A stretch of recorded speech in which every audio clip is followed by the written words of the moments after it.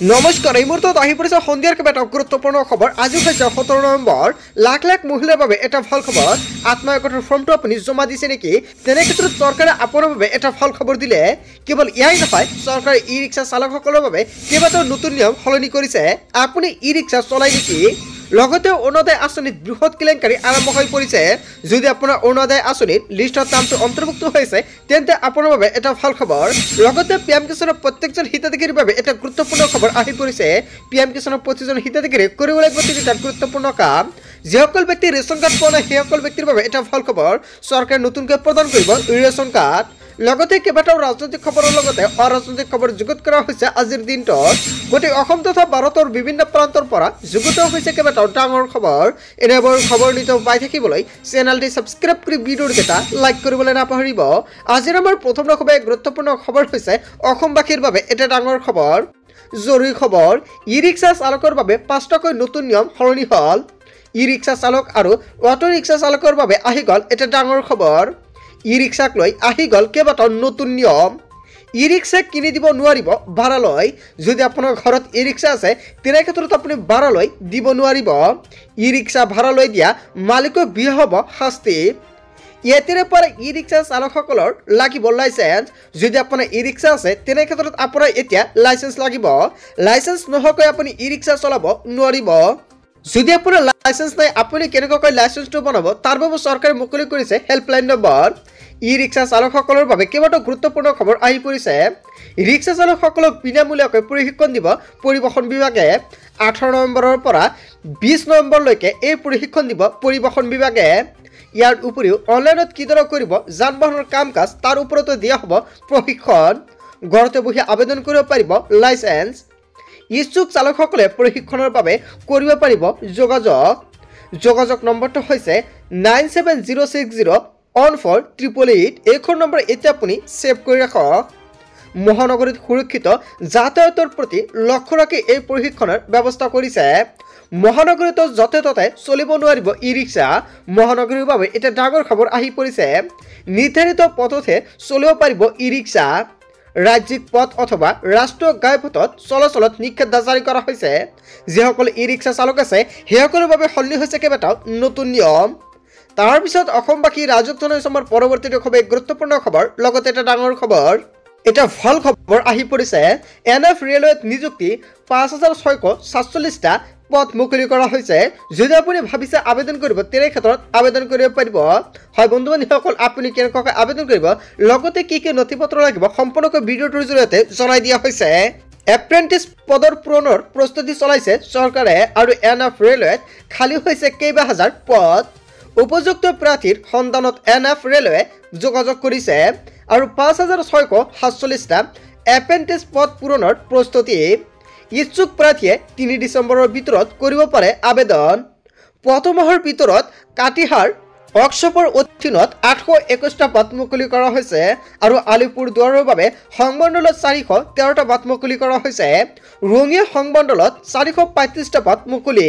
কেৱল ইয়াই নহয়, নিউ বঙাইগাঁৱত 982টা, লগতে লামডিঙত সংমণ্ডলত 950টা পদ মুকলি হৈছে। নিউ বঙাইগাঁৱত মুকলি হৈছে 982টি পদ।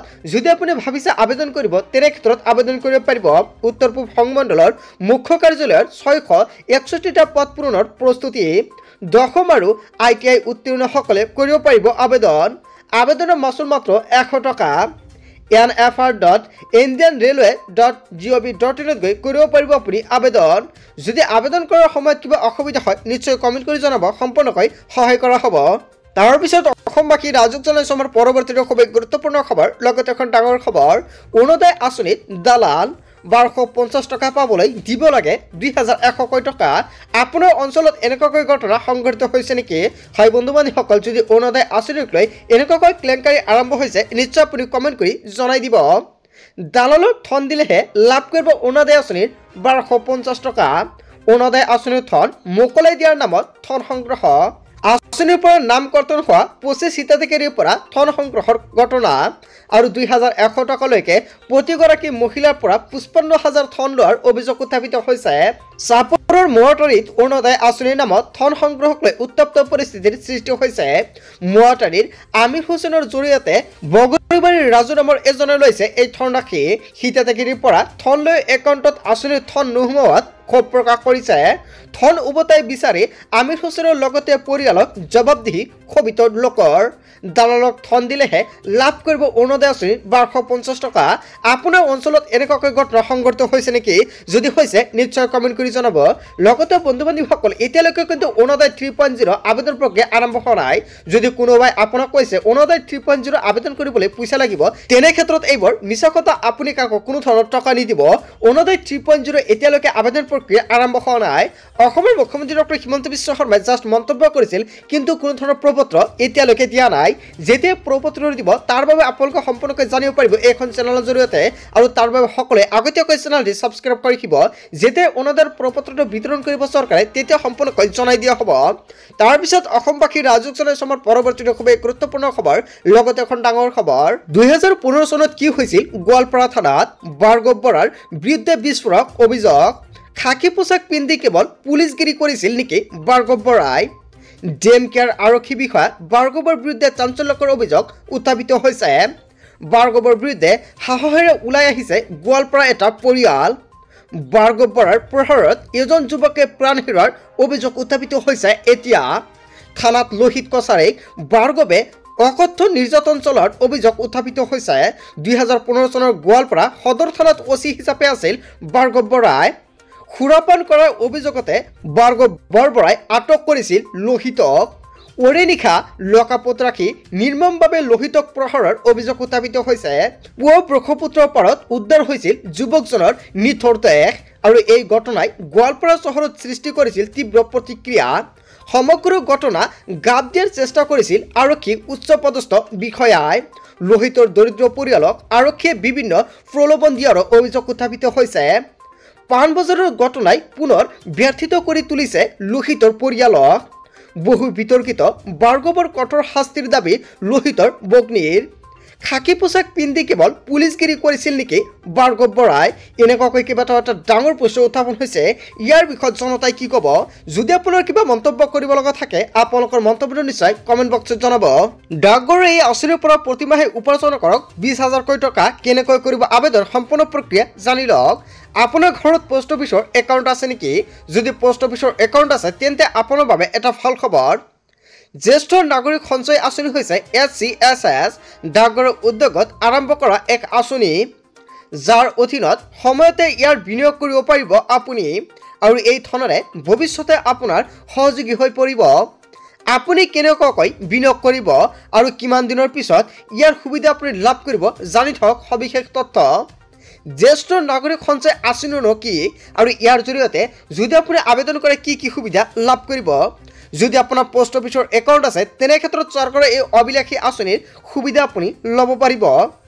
এইখন চৰকাৰী আঁচনি আৰু চৰকাৰে যিখন পোষ্ট অফিচৰ মাধ্যমত আঁচনিটো প্ৰদান কৰে আৰু এইখন হৈছে চৰকাৰী আঁচনি আৰু যিখন ক্ষুদ্ৰ সঞ্চয় আঁচনিৰ অধীনত পৰিচালিত হয়। জ্যেষ্ঠ নাগৰিক সঞ্চয় আঁচনি জ্যেষ্ঠ নাগৰিকৰ বাবে চলা এক আঁচনি। ইয়াৰ অধীনত অৱসৰ গ্ৰহণ কৰা নাগৰিকক বিশেষ সুবিধা প্ৰদান কৰা হয়। ইয়াৰ জৰিয়তে অৱসৰৰ পিছতো নিয়মীয়াকৈ ধন লাভ কৰিব পাৰিব আপুনি। এই আঁচনিৰ নিশ্চয়তা প্ৰদান কৰে ভাৰত চৰকাৰে আৰু ইয়াৰ সুবিধাসমূহ হৈছে তলত সম্পূৰ্ণকৈ উল্লেখ কৰা হৈছে। ভাৰতত প্ৰমাণিত বেংক আৰু ডাকঘৰৰ জৰিয়তে ধনৰ লেনদেন কৰিব পাৰিব আপুনি। জ্যেষ্ঠ নাগৰিক সঞ্চয় আঁচনি 2023-24 বিত্তীয় বৰ্ষৰ তৃতীয় ত্ৰৈমাসিক সুতৰ হাৰ 8.2% প্ৰদান কৰে। আৰু চৰ্তসমূহ কি কি উল্লেখ কৰিছে সম্পূৰ্ণকৈ জানি লওক। SCSSৰ সুবিধা লাভ কৰিবলৈ কেইটামান চৰ্ত আৰোপ কৰা হৈছে। ইয়াত প্ৰথম চৰ্ত হ'ল নাগৰিকৰ বয়স 60 বছৰৰ ওপৰত হ'ব লাগিব। ইয়াৰ উপৰিও যিসকল লোকে স্বেচ্ছামূলক অৱসৰ তেওঁলোকক BRS লৈছে সেইসকল কৰ্তব্যৰত অৱসৰ আৰু সেইসকলক চৰকাৰে বহুতো সুবিধা প্ৰদান কৰি আহিছে। যদি আপোনাৰ পোষ্ট অফিচৰ একাউণ্ট আছে তেন্তে আপোনাৰ বাবে এটা ভাল খবৰ। আপুনি বহুতো সুবিধা লাভ কৰিব পোষ্ট অফিচৰ একাউণ্টৰ মাধ্যমতে।